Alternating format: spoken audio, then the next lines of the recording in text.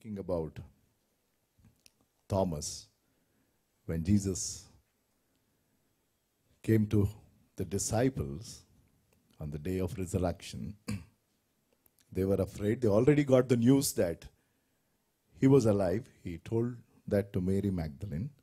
And he said, please go and tell that I am alive and I'll come and meet them. But still they didn't believe. And when Jesus went to meet them, Thomas was missing. And Jesus made yet another effort to specifically come and meet Thomas. The moment we hear of that name Thomas, if there is anybody by that name, there is absolutely no problem. Don't worry. And we generally associated this word. The word is doubt, right? That's why we call doubting Thomas, right?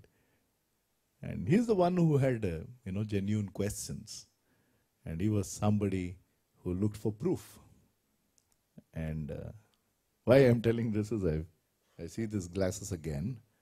So I said Thomas is a kind of a person who probably is just a perspective that maybe he is not optimistic but pessimistic. Optimist looks at this very glass and he says it's almost full. And a pessimist says it is still quarter empty. Are you getting the point? Right?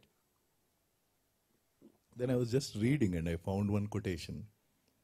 And this man of God said, an optimist says that this glass is half full. A pessimist says that this glass is half empty. But a believer of Lord Jesus Christ says, my cup runneth over. Hallelujah. Do you understand? Not looking at this glass, but inside ourselves. Even if our life is not the way that we are expecting, but if we are believers of Lord Jesus Christ, He fills us fully and truly our cup runneth over. I hope and pray that we understand the essence of what it means to follow God. Today I was led to one psalm, and the psalm is Psalm 1. A very, very familiar psalm, many a times misquoted, misunderstood. So let us, in the limited time that we have, Sunday evening services are shorter. Morning services are 2 hours. This service is 1.5 hours. So the message also is shorter. And ideally, we should have more people come when it is the shorter version. So Psalm 1. And I'm sure we all know this psalm. If not the whole chapter of that 6 verses, we surely would have read the first verse. I don't have the time and the liberty to go in as much depth while I wish to do so. And the psalm starts by this word called blessed. Blessed. And if you look at the Bible from a biblical standpoint, we can categorize people into 2 categories. And there are many words given in the Bible. One of that is saved and the other one opposite to that is lost. One could be saints, the other could be sinners. One could be godly, the other could be ungodly. One could be believers, the other could be unbelievers, and so on and so forth. Somebody said where you end up tomorrow depends on where you are heading today. Where you will end up tomorrow depends on what you are doing today. And that's a very true statement. So this psalm is divided into 2 parts. One is the way of the righteous, and the second one is the way of the wicked. And most of the people who come here are born-again believers. This is the testimony for that. Most people, both in the morning services and when we have it in the Sunday evening service, a lot of people take part. And that testifies that whoever has gone through the act of baptism, and it is my prayer that whoever has truly accepted Jesus as their Savior and have confessed openly that He is the Lord of their life, through the act of baptism should take part. And probably most in that category are taking part. So that means to say that that group of people are truly saved. And probably there are others, for different reasons. The act of salvation has happened in your hearts, but for different reasons, I don't want to get there, have not yet testified openly. But broadly, most of them who come here are having a salvation experience. So many a times, Sunday's sermons revolve more around, how to grow in the Lord and things like that. And at times I do emphasize or bring about messages that relate purely to salvation, and that is needed. And if there is anybody here who has not yet given his or her life to the Lord, this is the time you give it to him. It is today, not tomorrow. And I was, kind of reading certain commentaries and, certain translations about what this word truly blessed or bless means. And it was nice to, find out that the word blessed is we receiving, the blessing of God or the intensity of God's blessing in one's life. Whenever the Bible says that somebody is blessed, that means that person is doubly happy because he or she has received the intensity of God's blessing. Somebody put it in a very nice way.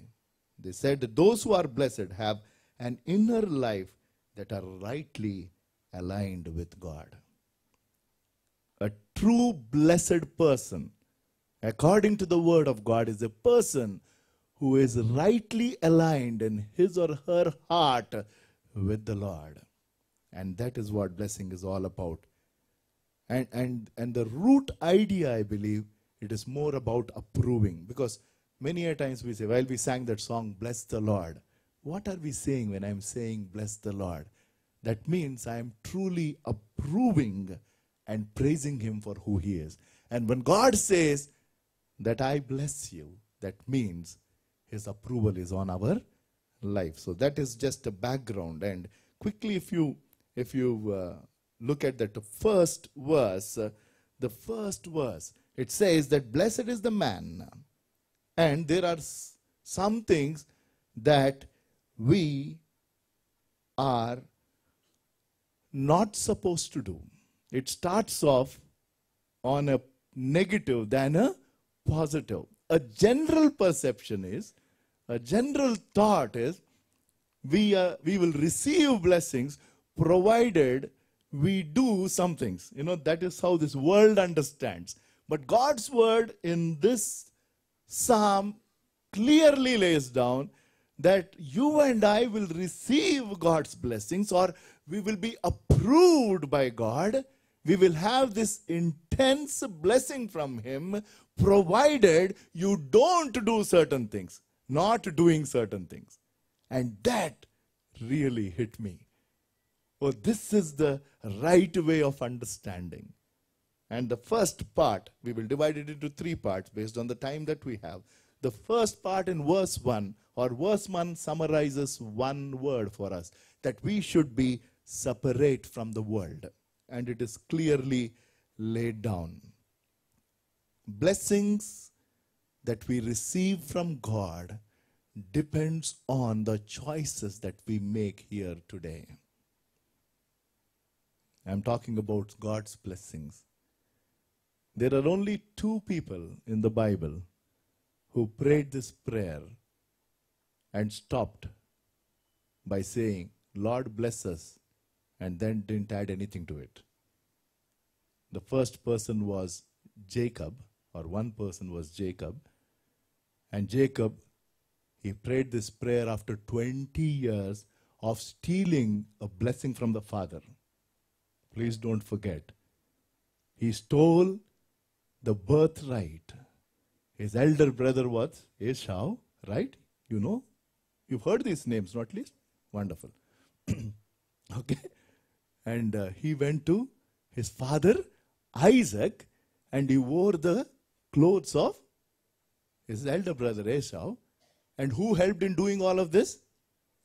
Good mummies. Okay, I don't want to pick on you, but whatever. So, and this whole thing was about blessing. Blessing. And the father blesses him, assuming that he is the elder one. And he runs away. And from a worldly standpoint, please understand, from a worldly standpoint, he had a lot of wealth.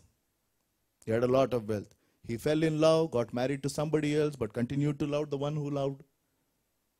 Instead of one wife, he got two wives. What a blessing. Do you think? Let me not go there also. But from a worldly standpoint, and there was all these maids, and he's coming with this, huge contingent of people and wealth and cattle and all of that. 20 years. Deceives his father-in-law. Father-in-law is a bigger deceiver. Wonderful. Great combination. I'm not picking on father-in-laws also. There is somebody here. Right? But coming to, after 20 years, he is with the Lord alone. That is what is the emphasis. He is with the Lord alone in Penuel, and he is fighting the fight of his life with the angel of the Lord. And he is wrestling. The word there is wrestling. For what? Lord bless me. You know what? He realized that finally God should bless me. He was interested in God's blessing, not what he got according to his own schemes. That is the essence. I've learned it long time back.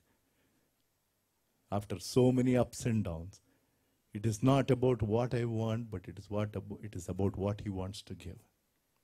There is nothing wrong in praying, Lord bless me. But the problem is we don't stop there. Lord bless me with a bigger car. Lord bless me by giving me Exceeds rating. Lord bless me, I'm an IBM, take me to Microsoft. Lord bless me, I need a fair girl. And you decide everything. You decide the pay packet, you decide the company, you decide the girl, and all that you need is his approval. You're waiting at least for that. If you decide everything, what else he has to do? The other person who prayed was Jabez. Lord bless me. And then he says certain other things. Why I'm saying this? How to bless, when to bless, with what to bless, leave it to God. Yes, leave it to him. He is our Father in heaven.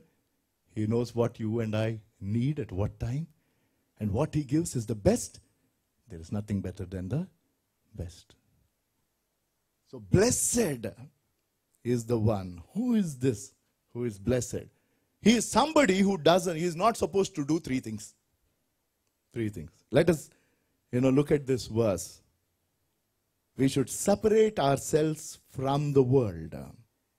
And the first one, it says that, blessed is the man who walks not in the counsel of ungodly. Now what is this? I have, Googled this word, counsel, and things like that. And the essence of what I read is what I'm sharing with you. The word that was here, I believe, was more to do about the viewpoint or a way of thinking. And that is related to this world. God is telling, if you are my child, then you are not supposed to walk according to the thoughts of this world. The people of this world think differently. For them, their priorities are different. Their focus is different. Their values are different. Their principles are different. We are supposed to be there, but we are not supposed to be influenced by their thoughts. I am still in the corporate world. Every day of my life, I am there among these people. But it is my prayer that, Lord, help me not to get influenced by this kind of thinking. And whenever there is something contradictory, I bring up and put my point across. And it is important. I have not lost my job. I picked up debates or I put my point across to the top people in the organization. Because certain things that they told was not right according to his word. And that is one important thing. Because the essence of what is happening around us, when you look at all the ungodly people, what they are promoting are principles that are morally unstable. Morally unstable. And most of us who are believers in Lord Jesus Christ must be anchored in His Word. So we as God's children should separate from the world, and the first one is we should not walk according to the thinking of this world. That is the first one. The second one is, nor stands in the path of sinners. What is this? That means to say that, I should have a separate, a cubicle on the floor that I am working. If people are coming, I will stand somewhere else. That means you and I should go to the Himalayas, right? That is not the idea. So what is this? The idea of standing. They say, I stand for this. That means to say that I am not opposing something. I am standing by certain things. So you and I are not supposed to stand in the path. Or what is path? Path talks of direction, right? Yes, no? A path speaks of direction. That means to say that you and I, as believers in Lord Jesus Christ, God has given us His righteousness. Our righteousness were like, filthy rags, and we have His righteousness. He has given us that robe of righteousness, and we have it, and we are in this unholy world trying to live a holy life. So we need to be there, but the world cannot come inside. And if you and I are not supposed to stand by the path of the sinners, it says that I will not stand by the wrong principles and the practices of the people around. I don't stand by what they are saying. I oppose to that. That is what is not standing in the path of the righteous, of the sinners. That is the second one. So practically speaking, in your day-to-day lives, in our day-to-day lives, if your friends and your colleagues are taking a wrong path, a wrong direction, a wrong means of moving up the corporate ladder or gaining something and so on and so forth, you as a God's child should say, I don't stand by. That is what it is. I don't stand by what you are doing. My stand is different. My take on this is different. That is what it is. Nor stand in the path of the sinners, because their principles and practices are different. And the third one is not sit, right? Nor sits in the seat of the scornful. To sit is to dwell, to remain, or to abide. And scornful. And even this, I did a lot of research. And it speaks of those who get into this habit or an attitude of mocking God. That is, being a scornful person is a person who is disrespectful to everything around. Disregard to everything around. And the biggest disregard is against God. And you cannot sit with such people. So, we all have a need to belong. We all have a need to belong. There is no doubt whatsoever. But where do you stand today? What do you really want to do in your life? What kind of change do you want to bring about in your lifestyle that you and I are carrying in this world? There is one classic example in the Old Testament who went down this path. That is walking and then standing and then sitting.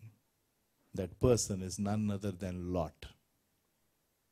He looks at Sodom and Gomorrah, he pitches his tent towards that, and he slowly goes and sits there. And if you see the tragedy, the grace of God, he and his two daughters and his wife were actually pulled out of that city that was being burned. But yet, even his wife turned back and she became a pillar of salt. And Abraham was pleading with God. When he comes to know that that city is being destroyed, he starts with the number 50. We know that. If there are 50 righteous people, will you spare? God said, yes, I will. And finally the number came down to 10. Why didn't Lot influence?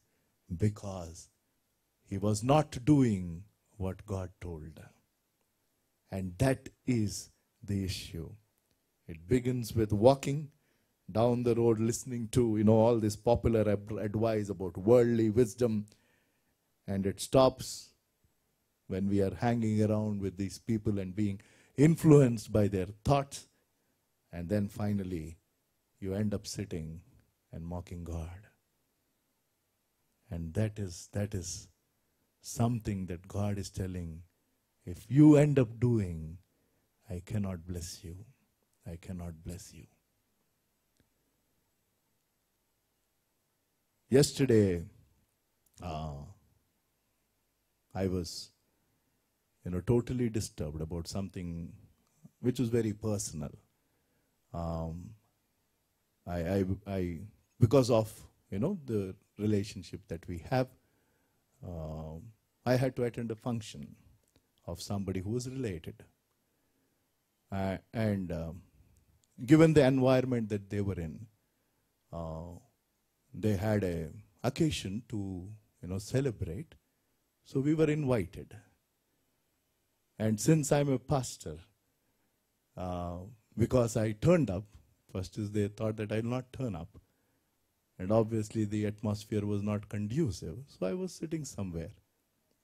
And there were few people in some corner who were having drinks. And that was part of that culture that was prevailing. And in the middle, I was called and I was asked to pray. So I just prayed and, blessed and went away. But after I had my dinner and when I was going back, this person comes and says that one of my colleagues, he said, what religion your religion is. On one side we have drinks and on the other side there is the chicken leg. And the pastor is praying. What a religion. I'm telling you, I never felt so disturbed in my life. I couldn't sleep yesterday night. I said, Lord, I prayed in such a place. And this is the perception people got about the very religion that I honor.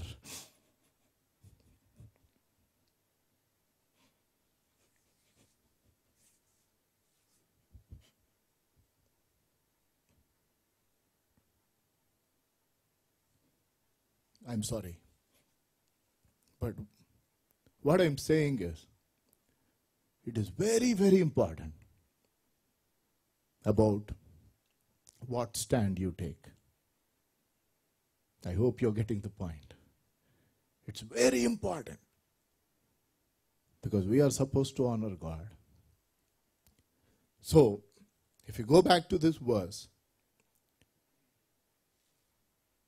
don't, believe in what the ungodly are saying. They might substantiate by showing different, examples of how people really prosper because of what they do. And we might get carried away, unless I be, pally with somebody, I can't really get good marks or I can't get good rating in my workplace and so on and so forth. Not needed. You are his child, he will take care.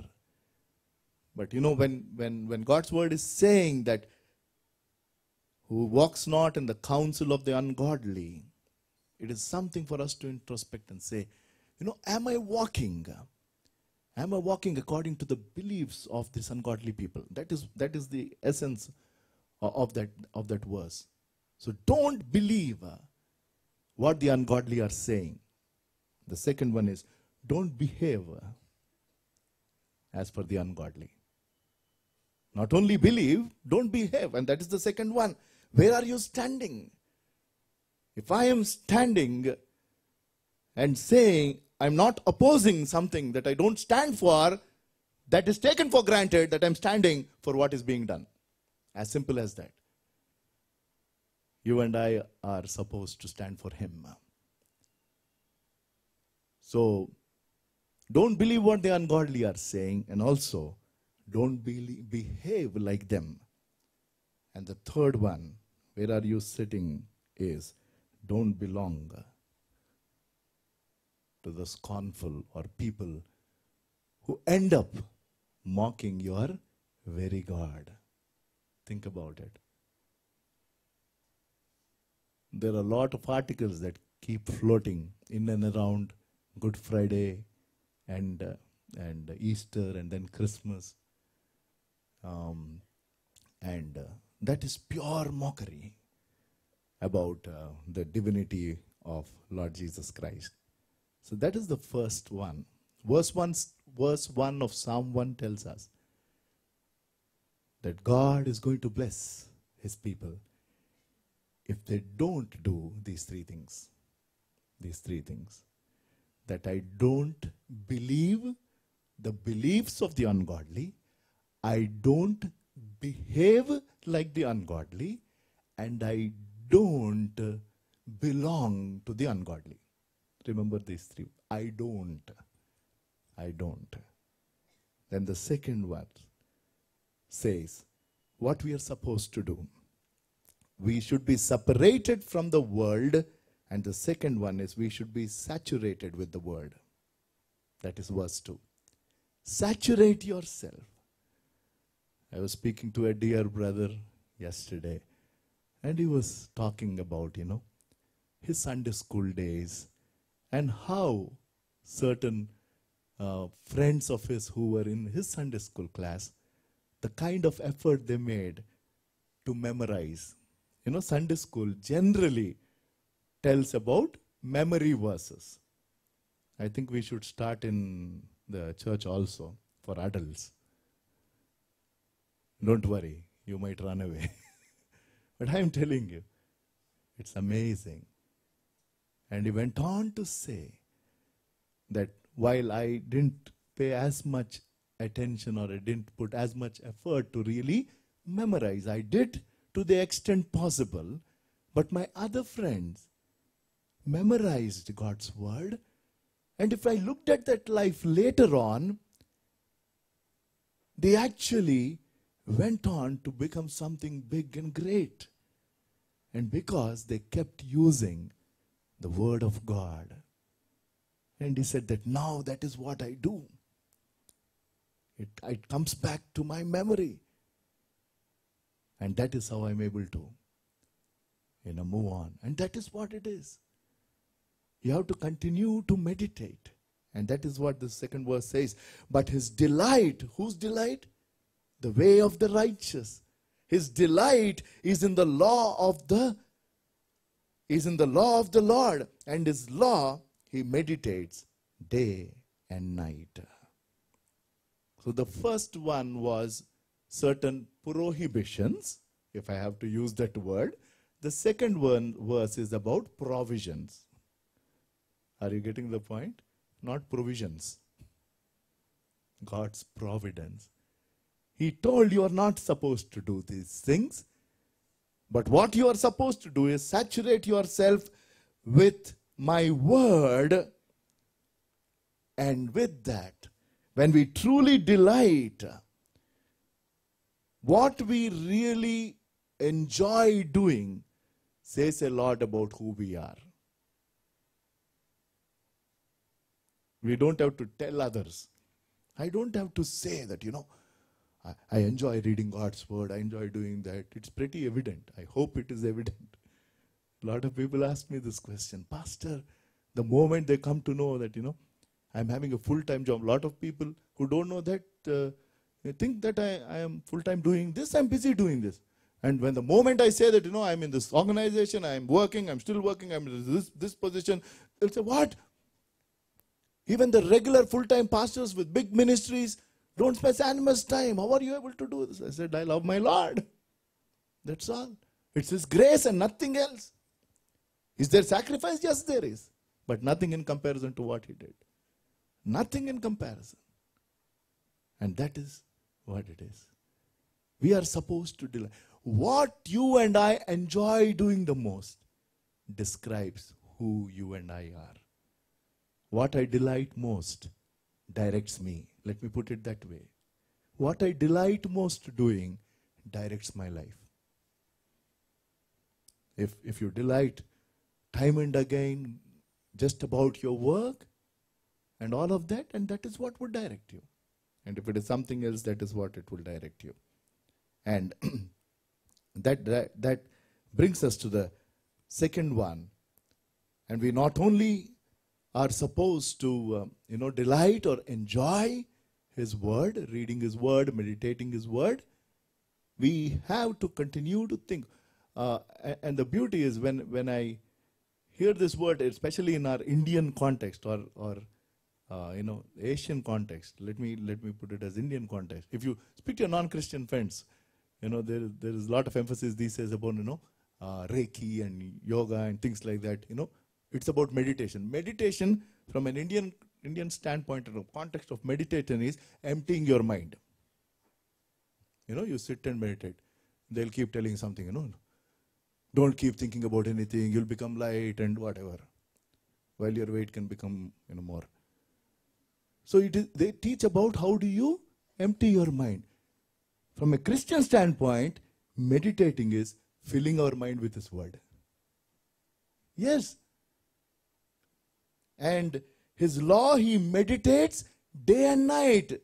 From a Christian standpoint, meditating is, it is not emptying my mind, it is filling my mind with His word. Filling my mind with His word. So saturate yourself with His word. And the third one, quickly, and we will close.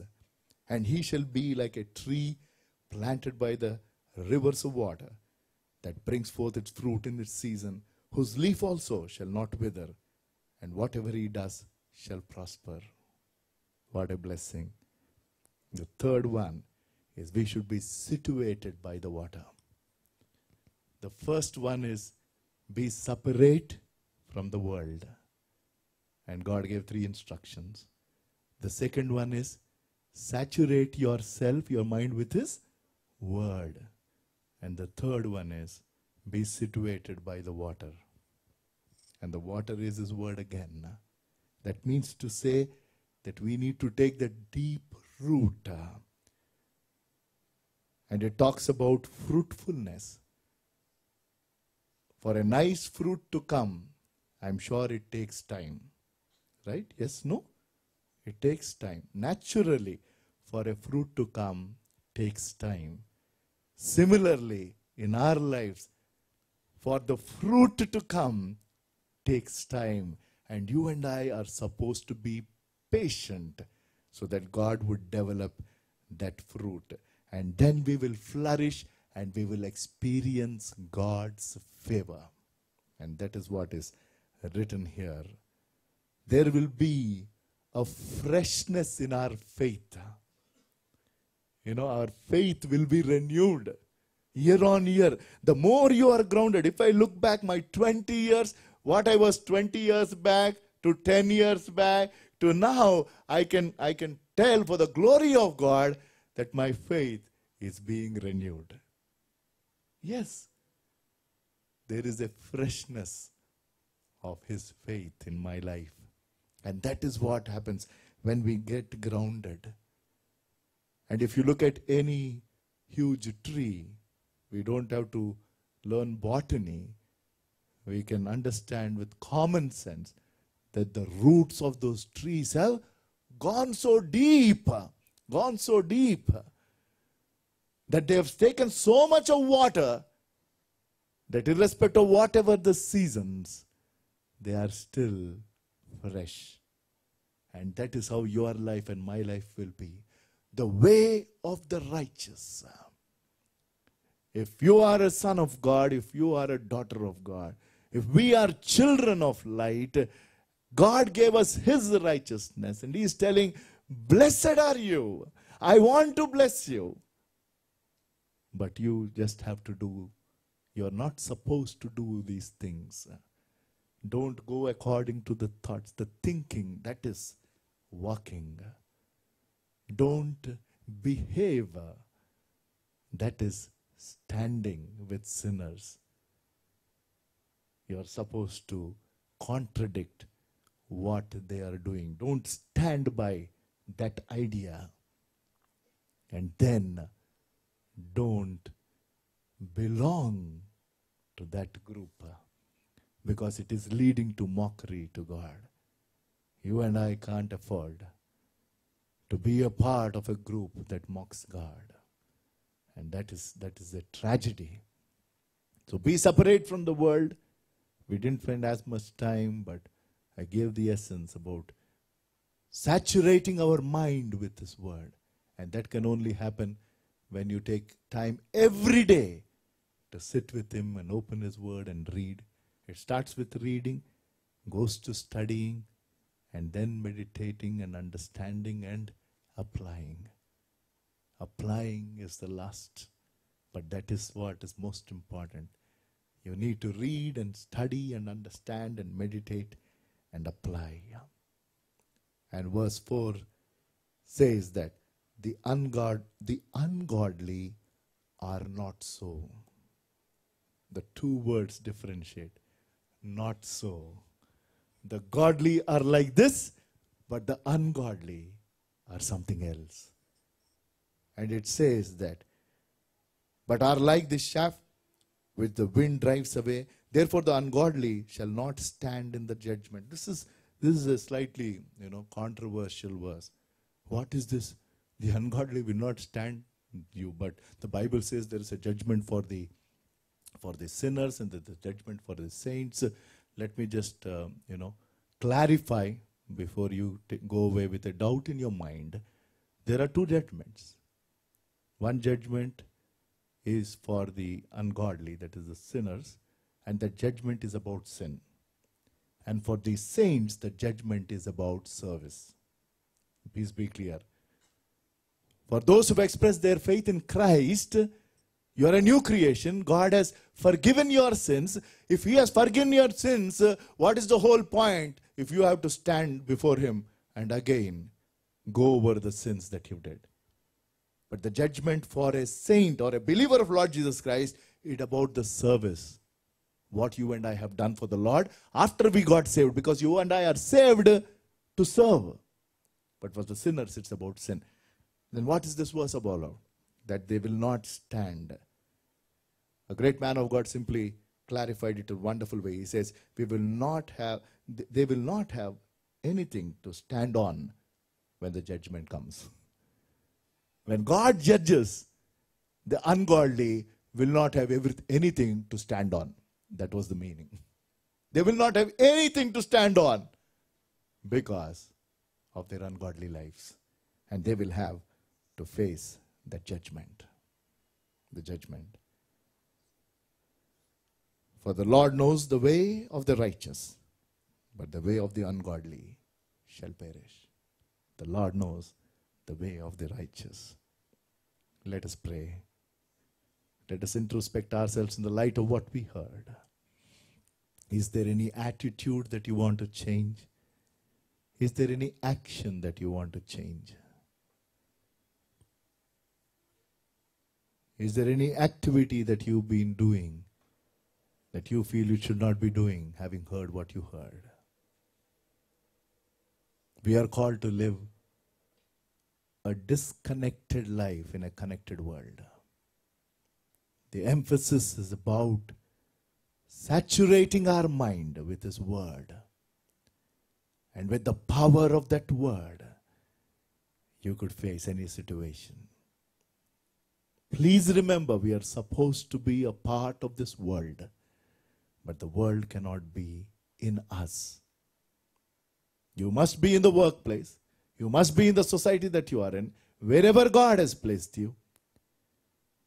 But you cannot believe as per the beliefs of the ungodly. You cannot behave as per the ungodly. You cannot belong to the ungodly. Gracious Heavenly Father, we thank you for the word that you gave us. For the word that you gave us. We praise you, Lord. And it is very clear, O Master, that having chosen us, you have set certain things before us for us to adhere to. Help all who are here to understand the essence of this psalm, which is beautiful. You want to bless the way of the righteous, but the way of the ungodly is only leading to destruction. May people here who heard this choose the path of righteousness and glorify you. In Jesus' name we pray. Amen.